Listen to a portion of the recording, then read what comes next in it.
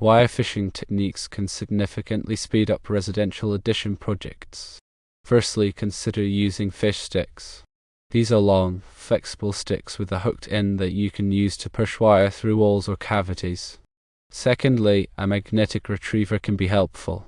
This involves using a magnet attached to a wire to grab and retrieve wire from hard-to-reach areas.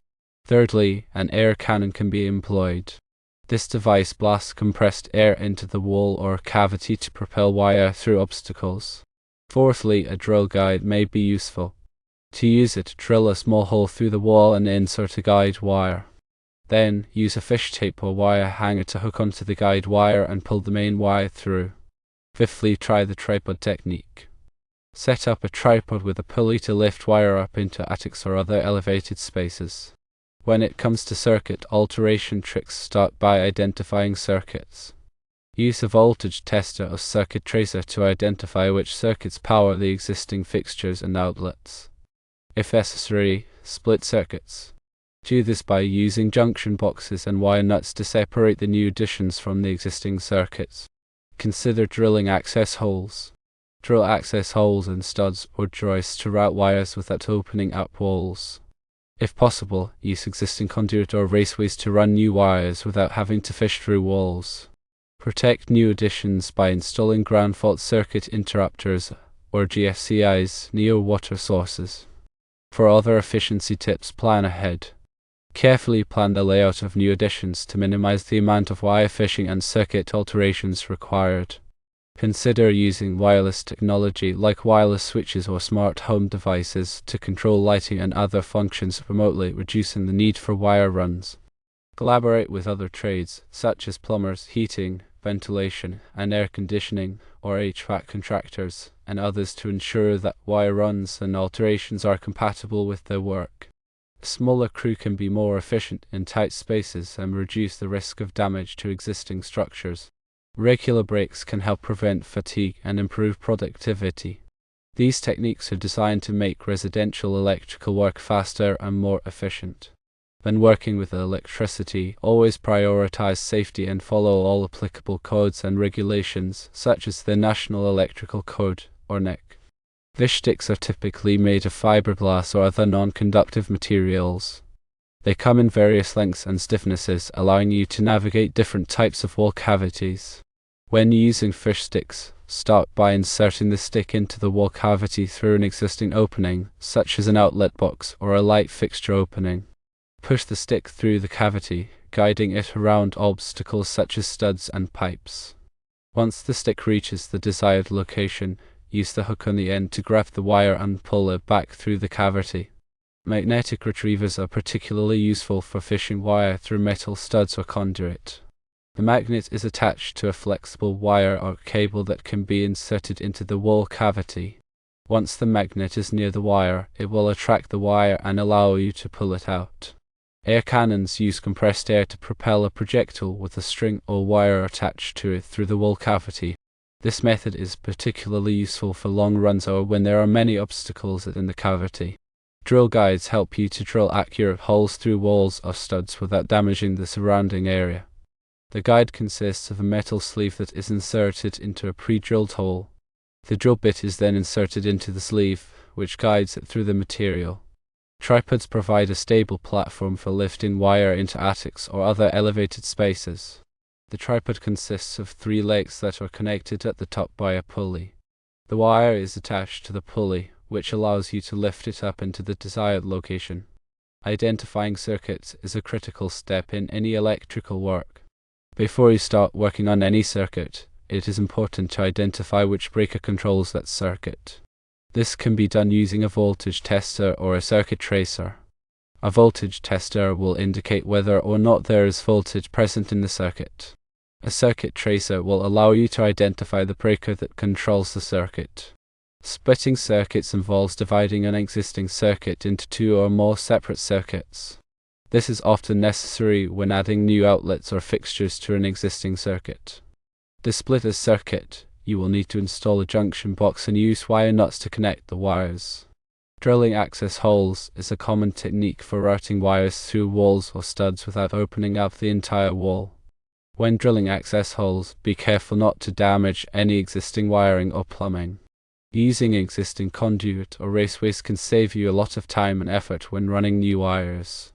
If there is existing conduit or raceway available, simply run the new wires through the conduit instead of fishing them through the wall. Ground fault circuit interrupters, or GFCIs, are designed to protect people from electrical shock. GFCIs work by monitoring the current flowing through a circuit. If the current flowing through the circuit is not equal to the current returning, the GFCI will trip and cut off the power. Careful planning is essential for any electrical project. Before you start any work, take the time to plan the layout of the new additions. This will help you to minimize the amount of wire fishing and circuit alterations required.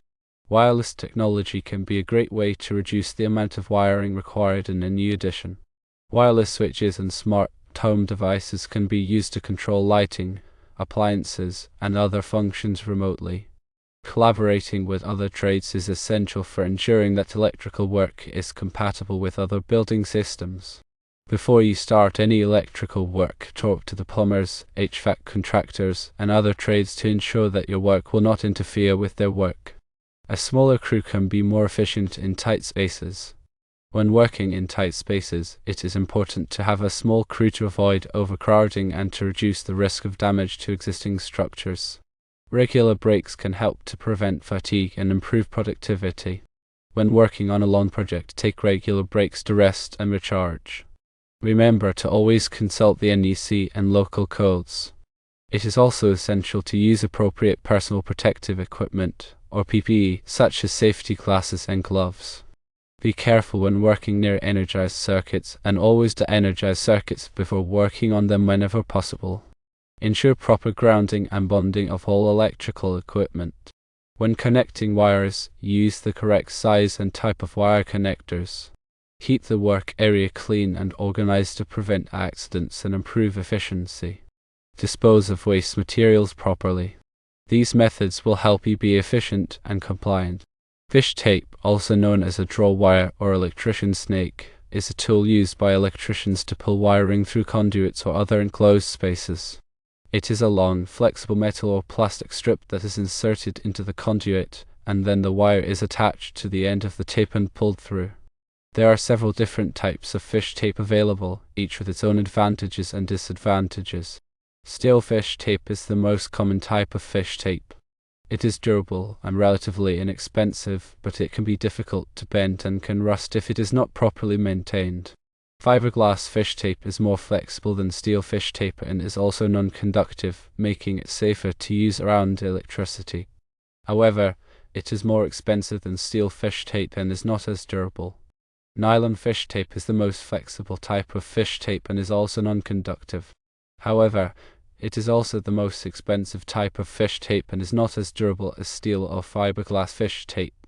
When choosing a fish tape, it is important to consider the type of work you will be doing. For general purpose wiring, a steel fish tape is usually sufficient. However, for more difficult jobs, such as wiring through long conduits or around tight bends, a fiberglass or nylon fish tape may be necessary. In addition to the type of fish tape, it is also important to consider the length of the tape. Fish tape is available in lengths ranging from 25 feet to 200 feet. Choose a length that is appropriate for the type of work you will be doing. To use fish tape, first insert the end of the tape into the conduit or other enclosed space. Then, push the tape through the conduit, guiding it around any bends or obstacles. Once the tape reaches the other end of the conduit, attach the wire to the end of the tape using electrical tape or a wire pulling lubricant. Then pull the tape back through the conduit, pulling the wire along with it. Wire pulling lubricants are designed to reduce friction between the wire and the conduit, making it easier to pull the wire through. There are several different types of wire pulling lubricants available, each with its own advantages and disadvantages. Wax-based lubricants are the most common type of wire pulling lubricant. They are relatively inexpensive and provide good lubrication. However, they can be messy and can be difficult to clean up. Polymer-based lubricants are more expensive than wax-based lubricants, but they are also more effective and less messy. They also dry to a clear film, which makes them easier to clean up. Silicone-based lubricants are the most expensive type of wire-pulling lubricant, but they are also the most effective. They provide excellent lubrication and are also non-conductive, making them safer to use around electricity. When choosing a wire-pulling lubricant, it is important to consider the type of wire you will be pulling and the type of conduit you will be using. For general-purpose wiring, a wax-based lubricant is usually sufficient. However, for more difficult jobs, such as pulling large wires through long conduits, a polymer-based or silicone-based lubricant may be necessary. A voltage tester is an electrical instrument used to detect the presence of voltage in a piece of equipment. When the tester detects voltage, it gives off a signal. Some voltage testers have lights that turn on when voltage is detected. Others have a gauge that indicates the amount of voltage, and still others beep. Voltage testers are essential tools for electricians and other workers who work with electricity. They help to ensure that equipment is de-energized before work is performed, which can prevent electric shock. There are two main types of voltage testers. Firstly, solenoid voltage testers, and secondly, electronic voltage testers. Solenoid voltage testers use a solenoid to detect the presence of voltage. The solenoid is a coil of wire that is wrapped around a metal core. When voltage is applied to the coil, it creates a magnetic field. The magnetic field pulls on the metal core, which causes the tester to move. Solenoid voltage testers are relatively inexpensive and durable. However, they can be difficult to use in tight spaces. Electronic voltage testers use electronic circuits to detect the presence of voltage. These testers are more sensitive than solenoid voltage testers and can be used to detect lower voltages. They are also easier to use in tight spaces. However, electronic voltage testers are more expensive than solenoid voltage testers and are not as durable. To use a voltage tester, first make sure that the tester is properly calibrated. Then touch the probe of the tester to the piece of equipment that you want to test. If voltage is present, the tester will give off a signal. When using a voltage tester, always follow the manufacturer's instructions. Be sure to wear appropriate personal protective equipment such as safety glasses and gloves. Also, be aware of the potential hazards of working with electricity. A circuit tracer, also known as a circuit finder or circuit identifier, is an electronic device used to identify the specific circuit breaker or fuse that protects a particular electrical circuit. It consists of two main components, firstly a transmitter and secondly a receiver. The transmitter is connected to the electrical circuit you want to trace, while the receiver is used to scan the circuit breaker panel or fuse box. The transmitter injects a unique signal into the electrical circuit. This signal travels through the wiring and can be detected by the receiver. The receiver is equipped with a sensor that can detect the signal emitted by the transmitter. As you move the receiver along the circuit breakers or fuses, it will emit a distinct tone or display a visual indication when it detects the signal. This allows you to quickly and easily identify the correct circuit breaker or fuse that corresponds to the electrical circuit you are tracing. Circuit tracers are commonly used by electricians, maintenance personnel, and homeowners to safely and efficiently identify electrical circuits without having to guess or rely on trial and error. This can be particularly useful when troubleshooting electrical problems, adding new circuits, or performing electrical repairs. Some circuit tracers also have additional features, such as the ability to detect open circuits, short circuits, and ground faults. These features can help you diagnose electrical problems more accurately and efficiently. When using a circuit tracer, it is important to follow the manufacturer's instructions carefully. Be sure to disconnect the power to the electrical circuit before connecting the transmitter, and always wear appropriate personal protective equipment, such as safety glasses and gloves. A junction box is an enclosure that protects electrical connections. It is typically made of metal or plastic and is used to house wire splices, terminations, and other electrical components. Junction boxes are required by electrical codes to ensure that electrical connections are safe and accessible. They prevent accidental contact with live wires and protect the connections from environmental factors such as moisture and dust. Junction boxes come in various sizes and shapes to accommodate different types of electrical connections. They are typically mounted on walls, ceilings, or other surfaces using screws or other fasteners. The wires are then routed into the junction box through conduit or cable clamps and connected to the appropriate terminals or connectors. When installing a junction box, it is important to follow all applicable electrical codes and regulations. Be sure to use the correct size and type of junction box for the application and to properly secure the box to the mounting surface. Also, be sure to properly ground the junction box to prevent electrical shock. Wire nuts, also known as wire connectors, are small insulated caps that are used to connect two or more electrical wires together. They are typically made of plastic or nylon and have a metal insert that provides a secure electrical connection. Wire nuts are used to create reliable and safe electrical connections in a variety of applications, including lighting fixtures, outlets, switches, and appliances. They are easy to use and require no special tools, making them a popular choice for both professional electricians and do-it-yourselfers. To use a wire nut, first strip the insulation from the ends of the wires that you want to connect. Then twist the wires together tightly and push them into the wire nut. Twist the wire nut clockwise until it is snug and the wires are securely connected. When selecting wire nuts, it is important to choose the correct size for the number and gauge of wires that you will be connecting. Wire nuts are color-coded to indicate their size range. Be sure to use a wire nut that is rated for the voltage and amperage of the circuit you are working on. Also, be sure to follow all applicable electrical codes and regulations when using wire nuts. Conduit is a tube or channel that is used to protect and route electrical wiring. It is typically made of metal or plastic and is available in a variety of sizes and types to suit different applications. Conduit provides a physical barrier that protects the wiring from damage, moisture, and other environmental factors. It also helps to prevent electrical shock by containing any stray electricity within the conduit. Conduit is required by electrical codes in many applications, particularly in commercial and industrial settings. It is also commonly used in residential construction to protect wiring in exposed locations, such as basements and garages. There are several different types of conduit available, each with its own advantages and disadvantages. Rigid metal conduit, or RMC, is the most durable type of conduit and is typically used in applications where the wiring is subject to physical damage. Intermediate metal conduit, or IMC, is a lighter weight version of RMC and is often used in commercial and industrial settings. Electrical metallic tubing, or IMT, is a thin-walled conduit that is easy to bend and install. It is commonly used in residential and commercial construction. Flexible metal conduit, or FMC, is a flexible conduit that is used to connect electrical equipment to a power source.